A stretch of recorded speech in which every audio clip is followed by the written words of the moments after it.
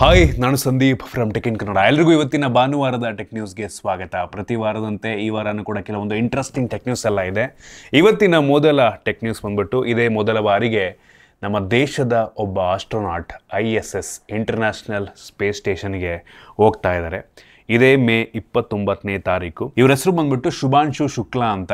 ಇದಕ್ಕಿಂತ ಮುಂಚೆ ನಮ್ಮ ದೇಶದ ಬೇರೆ ಆಸ್ಟ್ರೋನಾಟ್ಗಳು ಕೂಡ ಹೋಗಿದ್ದಾರೆ. ಬಟ್ ISSಗೆ ನಮ್ಮ ದೇಶದ ಕಡೆಯಿಂದ ಇದೇ ಫಸ್ಟ್ ಟೈಮ್ ಹೋಗ್ತಿರೋದಾಯ್ತಾ. ಮೋಸ್ಟ್ಲಿ ಅವರ ಈ ಜಾಗದಲ್ಲಿ ನಮ್ಮ ದೇಶದ ಫ್ಲ್ಯಾಗ್ ಕೂಡ ಇರುತ್ತೆ, ಇಸ್ರೋ ಲೋಗೋ ಕೂಡ ಇರುತ್ತೆ ಅಂತ ಕಾಣುತ್ತೆ, ಗೊತ್ತಿಲ್ಲ.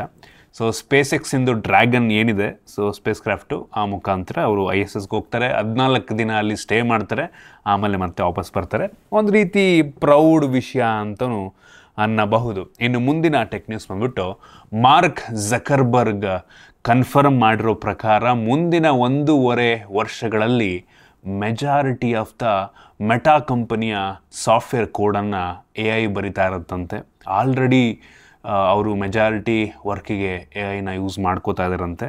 ಸೊ ಇನ್ನು 1.5 ವರ್ಷದಲ್ಲಿ ಸಾಫ್ಟ್ವೇರ್ ಎಂಜಿನಿಯರ್ಗಳ ಅವಶ್ಯಕತೆ ಈ ಕಂಪನಿಗೆ, ಮೆಟಾ ಕಂಪನಿಗೆ, ಫೇಸ್ಬುಕ್, ಇನ್ಸ್ಟಾಗ್ರಾಮ್, ವಾಟ್ಸಪ್ ಎಲ್ಲ ಇದೆ ಅಲ್ವಾ, ಆ ಕಂಪನಿಗೆ ಕಡಿಮೆ ಬೇಕಾಗತ್ತೆ ಅಂತ ಹೇಳ್ತಾ ಇದ್ದಾರೆ. ನೋಡೋಣ, ತುಂಬ ಕಷ್ಟ ಇದೆ. ಟ್ರಾನ್ಸ್ಫಾರ್ಮೇಷನ್ ಸ್ಲೋ ಆಗಾದರೆ ಒಳ್ಳೆಯದು, ಬಟ್ ಎಷ್ಟು ರ್ಯಾಪಿಡಾಗಿ ಆಗ್ತಾಯಿದೆ ಅಂತ ಅಂದರೆ ಒಂದೇ ಸಲ ತುಂಬ ಜನ ಕೆಲಸವನ್ನು ಕಳ್ಕೊಳ್ಳೋ ಸಾಧ್ಯತೆ ಇರುತ್ತೆ. ನೋಡೋಣ ಏನಾಗುತ್ತೆ ಅಂತ. ಇನ್ನು ಮುಂದಿನ ಟೆಕ್ ನ್ಯೂಸ್ ಬಂದ್ಬಿಟ್ಟು ಪರ್ಪ್ಲೆಕ್ಸಿಟಿ AIನವರು ವಾಟ್ಸ್ಯಾಪ್ಗೆ ಒಂದು ಹೊಸ ಫೀಚರ್ ತೊಗೊಂಬಂದಿದ್ದಾರೆ ಆಯಿತಾ.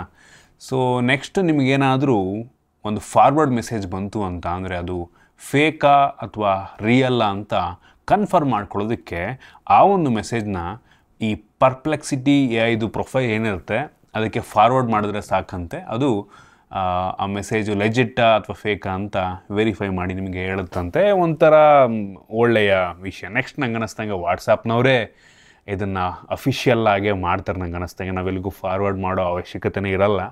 ಇನ್ ಕೇಸ್ ಈ ಥರ ಫಾರ್ವರ್ಡ್ ಬಂತು ಅಂದರೆ ಇದು ಫೇಕಾ ರಿಯಲ್ಲ ಅಂತ ಅಲ್ಲೇ ಆ ಮೆಸೇಜ್ ಪಕ್ಕದಲ್ಲೇ ತೋರಿಸೋ ರೀತಿ ಒಂದು ಫೀಚರ್ ನಂಗೆ ಅನ್ನಿಸ್ದಂಗೆ ವಾಟ್ಸಪ್ನವ್ರು ತಗೊಂಬರ್ತಾರೆ. ಇನ್ನು ಮುಂದಿನ ಟೆಕ್ ನ್ಯೂಸ್ ಬಂದ್ಬಿಟ್ಟು ಫೈನಲಿ ವಾಟ್ಸಪ್ ವೆಬ್ಗೆ ವಾಯ್ಸ್ ಕಾಲ್ ಮತ್ತು ವಿಡಿಯೋ ಕಾಲ್ ಫೀಚರ್ನ ತೊಗೊಂಬರ್ತಾ ಇದ್ದಾರೆ. ಇಷ್ಟು ದಿನ ಮೊಬೈಲ್ ಅಪ್ಲಿಕೇಶನ್ ಮತ್ತು ಡೆಸ್ಕ್ಟಾಪ್ನಲ್ಲಿ ಅವ್ರದ್ದೇ ವಾಟ್ಸಪ್ ಅಪ್ಲಿಕೇಶನಲ್ಲಿ ಈ voice call, video call option ಇತ್ತು, ವೆಬ್ಬಲ್ಲಿ ಇರಲಿಲ್ಲ.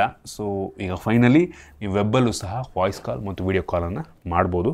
ಸೂಪರ್ ವಿಷಯ. ಇನ್ನು ಮುಂದಿನ ಟೆಕ್ ನ್ಯೂಸ್ ಬಂದ್ಬಿಟ್ಟು ChatGPT ಅವ್ರದ್ದು ಯಾವ ರೀತಿ ಒಂದು ಸಪ್ರೇಟ್ AI ಅಪ್ಲಿಕೇಶನ್ ಇದೆ, ಅದೇ ರೀತಿ ಮೆಟಾನವರು ಕೂಡ, ಫೇಸ್ಬುಕ್ನವರು ಸಹ ಒಂದು ಸಪ್ರೇಟ್ AI ಅಪ್ಲಿಕೇಶನ್ನ ಲಾಂಚ್ ಮಾಡ್ತಾ ಇದ್ದಾರೆ. ಸೊ ನೋಡ್ರಪ್ಪ, ನೆಕ್ಸ್ಟಿಂದ ChatGPT ರೀತಿ ಮೆಟಾದವ್ರದ್ದು ಸಹ ನೀವು AI ಅಪ್ಲಿಕೇಶನ್ ಸಪ್ರೇಟಾಗಿ ಯೂಸ್ ಮಾಡ್ಬೋದು. ನೋಡೋಣ ಇವರೆಷ್ಟು ಚಾರ್ಜ್ ಮಾಡ್ತಾರೆ ಅಂತ.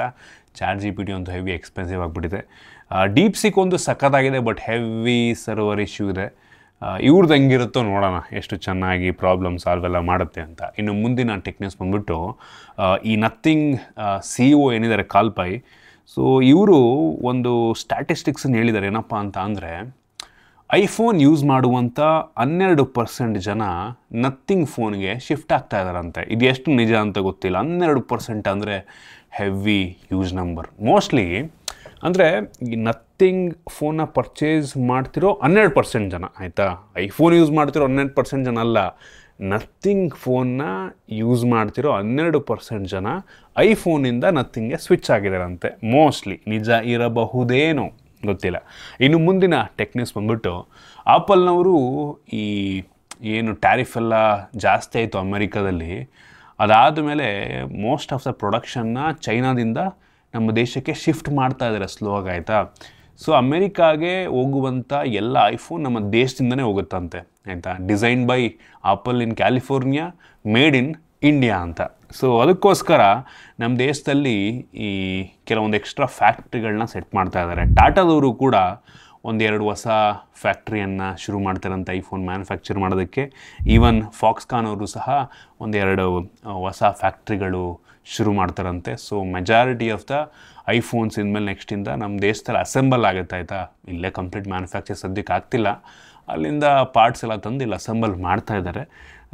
ಫೈನಲ್ ಅಸೆಂಬ್ಲಿ ಎಲ್ಲಾಗುತ್ತೋ ಅಲ್ಲೇ ಅಲ್ವಾ ಮೇಡ್ ಇನ್ ಆ ದೇಶ ಅಂತ ಹಾಕೋದು. ಈ ಕಾರಣದಿಂದ ಇಲ್ಲಿ ಅಸೆಂಬ್ಲಿ ಮಾಡಿಬಿಟ್ಟು ಅಮೇರಿಕಾ ಕಳಿಸ್ತಾರೆ. ಒಂದು ಒಳ್ಳೆ ವಿಷಯ. ಅಟ್ಲೀಸ್ಟ್ ಇಲ್ಲಿ ಅಟ್ಲೀಸ್ಟ್ ನಮಗೆ ಟ್ಯಾಕ್ಸ್ ಸಿಗುತ್ತೆ, ಸ್ವಲ್ಪ ಜನಕ್ಕೆ ಕೆಲಸನಾರ ಸಿಗುತ್ತಲ್ಲ, ಅದರಿಂದ. ಇನ್ನು ಮುಂದಿನ ಟೆಕ್ ನ್ಯೂಸ್ ಬಂದ್ಬಿಟ್ಟು ನೆಕ್ಸ್ಟ್ ಲಾಂಚ್ ಆಗುವಂಥ ಐಫೋನ್ 17 ಸೀರೀಸ್ನಲ್ಲಿ ನಾವೆಲ್ಲರೂ ಅಂದ್ಕೊಂಡಿದ್ವು ಆ್ಯಂಟಿ ರಿಫ್ಲೆಕ್ಟಿವ್ ಕೋಟಿಂಗ್ ಇರುತ್ತೆ ಅಂತ. ಹಿಂಗೆ ಸ್ಯಾಮ್ಸಂಗ್ S24 ಸೀರೀಸು S25 ನಮಗೇನು ಆ್ಯಂಟಿ ರಿಫ್ಲೆಕ್ಟಿವ್ ಕೋಟಿಂಗ್ ಇದೆ, ಆ ರೀತಿ ಕೋಟಿಂಗ್ ಇರುತ್ತೆ ಅಂತ ಅಂದ್ಕೊಂಡು iPhone 17 ಸೀರೀಸಲ್ಲಿ, ಬಟ್ ಇಲ್ಲ. ಜಸ್ಟು ಆ್ಯಂಟಿ ಫಿಂಗರ್ ಪ್ರಿಂಟು ಒಲಿಯೋಫೋಬಿಕ್ ಕೋಟಿಂಗ್ ಆಗ್ತಾರೆ ಬಿಟ್ಟರೆ ಯಾವುದೇ ಸ್ಕ್ರ್ಯಾಚ್ ರೆಸಿಸ್ಟೆನ್ಸ್ ಆಗಿರಲಿ ಮತ್ತು ಆ್ಯಂಟಿ ರಿಫ್ಲೆಕ್ಟಿವ್ ಕೋಟಿಂಗನ್ನು ಹಾಕಲ್ವಂತೆ. ಸೊ ನೆಕ್ಸ್ಟ್ ಲಾಂಚ್ ಆಗುವಂಥ ಐಫೋನಲ್ಲೂ ಕೂಡ ಡಿಸ್ಪ್ಲೇ ಖರಾಬಾಗಿ ಇರುತ್ತೆ ಆಯಿತಾ. ಅಂದರೆ ಹಿಂದ್ಗಡೆ ಶ್ಯಾಡೋ ಎಲ್ಲ ಕಾಣುತ್ತೆ. ಸ್ಯಾಮ್ಸಂಗ್ ಡಿಸ್ಪ್ಲೇ ಆ ರೀತಿ ಅಲ್ಲ ಆಯಿತಾ. ಆ್ಯಂಟಿ ರಿಫ್ಲೆಕ್ಟಿವ್ ಕೋಟಿಂಗ್ ಅಂತೂ ಬೆಂಕಿ, ಒಂಥರ ಡಿಫ್ರೆಂಟ್ ಎಕ್ಸ್ಪೀರಿಯೆನ್ಸನ್ನೇ ನಮಗೆ ನೀಡುತ್ತೆ. ಇನ್ನು ಮುಂದಿನ ಟೆಕ್ ನ್ಯೂಸ್ ಬಂದುಬಿಟ್ಟು ನೆಕ್ಸ್ಟ್ ಲಾಂಚ್ ಆಗುವಂಥ ಈ iPhone 17 ಸೀರೀಸ್ನ ಎಲ್ಲ ಮಾಡೆಲ್ಗಳಲ್ಲಿ 12 GB ರ್ಯಾಮ್ ಇರುತ್ತಂತೆ ಆಯಿತಾ. ಫೈನಲಿ ಪಿಕಪ್ ಆದ್ರಪ್ಪ ಆಪಲ್ನವರು. ಫೈನಲಿ ಇಷ್ಟು ದಿನ 6 GB 8 GB ಇದ್ದರು, ಫೈನಲಿ 12 GB ಬಂದರು. ಇದು ಬಂದಿದ್ದ ರೀಸನ್ ಒಂದೇ ಒಂದು, AI ಆಯಿತಾ. ಏನಕ್ಕೆ ಅಂದರೆ AI ಸ್ವಲ್ಪ ಚೆನ್ನಾಗಿ ಕೆಲಸ ಮಾಡಬೇಕು ಅಂದರೆ ಮಿನಿಮಮ್ 8 GB ಇದ್ದರೆ ಒಳ್ಳೆಯದು. ಎಷ್ಟು GB ರ್ಯಾಮ್ ಇರುತ್ತೋ ಅಷ್ಟು GB ಒಳ್ಳೆಯದು. ಸೊ ಈ ಕಾರಣದಿಂದ ನೆಕ್ಸ್ಟ್ ಎಲ್ಲ ಮಾಡೆಲ್ನಲ್ಲಿ 12 GB ಆಗ್ತಾರಂತೆ. ಒಳ್ಳೆಯದು, ಬೆಲೆ ಜಾಸ್ತಿ ಮಾಡಿಲ್ಲ ಅಂದರೆ ಸಾಕು. ಸೊ ಇವ್ರದ್ದು iPhone 17 ಸೀರೀಸ್ದು ಲುಕ್ ಕೂಡ ತುಂಬ ಲೀಕ್ ಆಗ್ತದೆ. ನಾನು ಡಮ್ಮೀಸ್ ತರಿಸ್ಬಿಟ್ಟು ನಿಮಗೆ ವಿಡಿಯೋ ಮಾಡ್ತೀನಿ, ಅಲ್ಲಿ ತನಕ ವೆಯ್ಟ್ ಮಾಡಿ. ಯಾಕೋ ಖರಾಬಾಗಿದೆ ಅನ್ನಿಸ್ತಾ ಇದೆ ನೆಕ್ಸ್ಟ್ ಲಾಂಚ್ ಆಗುವಂಥ iPhone 17 ಸೀರೀಸ್ದು ಡಿಸೈನ್ ಎಲ್ಲ. ಇನ್ನು ಮುಂದಿನ ಟೆಕ್ ನ್ಯೂಸ್ ಬಂದ್ಬಿಟ್ಟು HMDನವರು, ಅಂದರೆ ನೋಕಿಯಾ ಬ್ರ್ಯಾಂಡನ್ನು ಓನ್ ಮಾಡುವಂಥ HMDನವರು ಸೊ ಒಂದು ಹೊಸ ಡಿಫ್ರೆಂಟ್ ಫೋನನ್ನು ನಮ್ಮ ದೇಶದಲ್ಲಿ ಲಾಂಚ್ ಮಾಡ್ತಾ ಇದ್ದಾರೆ. D2M ಫೋನ್ ಅಂತ. ಸೊ ಡೈರೆಕ್ಟ್ ಟು ಮೊಬೈಲ್ ಅಂತ ಕರೀತಾರೆ ಇದಕ್ಕೆ. ಸೊ ನೀವು ಇದರಲ್ಲಿ ಯಾವುದೇ ಇಂಟರ್ನೆಟ್ ವೈಫೈ ಇಲ್ಲದೆ ಸ್ಟ್ರೀಮ್ ಮಾಡುವಂಥ ಒಂದು ಫೀಚರ್. ಯಾವ ರೀತಿ TV ಕೆಲಸವನ್ನು ಮಾಡುತ್ತೋ ಆ ರೀತಿ ಇದು ವೈರ್ಲೆಸ್ನಲ್ಲಿ ಕೆಲಸವನ್ನು ಮಾಡುತ್ತಂತೆ. ಸೊ ವೀಡಿಯೋಸು, ಲೈವ್ TVs ಎಲ್ಲ ಡೈರೆಕ್ಟಾಗಿ ನಿಮ್ಮ ಫೋನಿಗೆ ಬರುತ್ತೆ ಅಂತ ಹೇಳಲಾಗ್ತಾ ಇದೆ. ನೋಡೋಣ ಅದೆಷ್ಟು ಇಂಪ್ಲಿಮೆಂಟ್ ಆಗುತ್ತೆ ಅಂತ. ಇಂಟ್ರೆಸ್ಟಿಂಗ್ ಆಗಿದೆ ಆಯಿತಾ. ಇದೇನಾದರೂ ಚೆನ್ನಾಗಾಯಿತು ಅಂತ ಅಂದರೆ ಹೆವಿ ಜನಕ್ಕೆ ಯೂಸ್ ಆಗುತ್ತೆ. ನಾನು ಪರ್ಚೇಸ್ ಮಾಡ್ತೀನಿ ಬೇಕಾದ್ರೆ. ವಿತೌಟ್ ಇಂಟರ್ನೆಟ್ಟು ಮತ್ತು ವಿತೌಟ್ ವೈಫೈ ನಾವು ಒಂದು ಮೆಸೇಜನ್ನು ಮಾಡ್ಬೋದು ಅಂದರೆ ಮೋಸ್ಟ್ಲಿ ಅವ್ರಿಗೆ ಸಬ್ಸ್ಕ್ರಿಪ್ಷನ್ ಪೇ ಮಾಡಬೇಕು ಏನೋ ಗೊತ್ತಿಲ್ಲ, ನೋಡಬೇಕು ಏನು ಮಾಡ್ತಾರೆ ಅಂತ. ಇನ್ನು ಮುಂದಿನ ಟೆಕ್ ನ್ಯೂಸ್ ಬಂದುಬಿಟ್ಟು ಫೈನಲಿ ನಮ್ಮ ದೇಶದಲ್ಲಿ ಈ ಮೆಟಾ ರೇಬಾನ್ ಗ್ಲಾಸಸ್ ಲಾಂಚ್ ಆಗ್ತದೆ. ಅಂದರೆ ಕ್ಯಾಮರಾ ಇರುವಂಥ ಗ್ಲಾಸು. ಇಷ್ಟು ದಿನ ತುಂಬ ಜನ ಅಮೇರಿಕಾದಿಂದ ಇಂಪೋರ್ಟ್ ಮಾಡಿಸ್ಕೊಳ್ಳೋರು, ಅಲ್ಲಿಗೆ ಹೋಗಿ ತಗೊಂಬರೋರು ಎಷ್ಟೋ ಸಲ.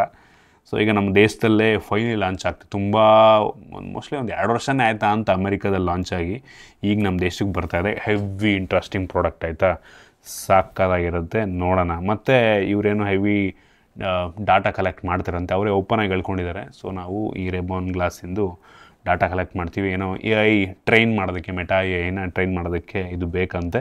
ಸೊ ಅದು ನನಗೆ ಗೊತ್ತಿಲ್ಲ ನಮ್ಮ ಗೌರ್ಮೆಂಟ್ನವ್ರು ಅದನ್ನು ಯಾವ ರೀತಿ ಇದು ಮಾಡ್ತಾರೆ ಡಾಟಾ ಕಲೆಕ್ಟ್ ಮಾಡೋದಕ್ಕೆ ಅಂತ.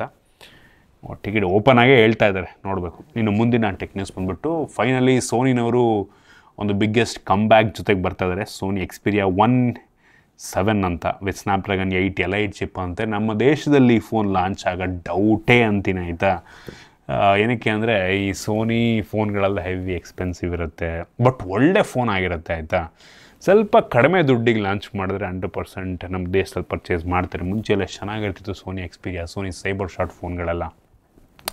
ಬಟ್ ಈಗಲೂ ಚೆನ್ನಾಗಿರುತ್ತೆ, ಬಟ್ ಇವರು ಪ್ರೈಸನ್ನು ಹೆವಿ ಜಾಸ್ತಿ ಇಟ್ಬಿಡ್ತಾರೆ. ನಮ್ಮ ದೇಶದಲ್ಲಿ ಓಡಲ್ಲ, ಅದಕ್ಕೆ ಲಾಂಚೇ ಮಾಡಲ್ಲ ಅವರು.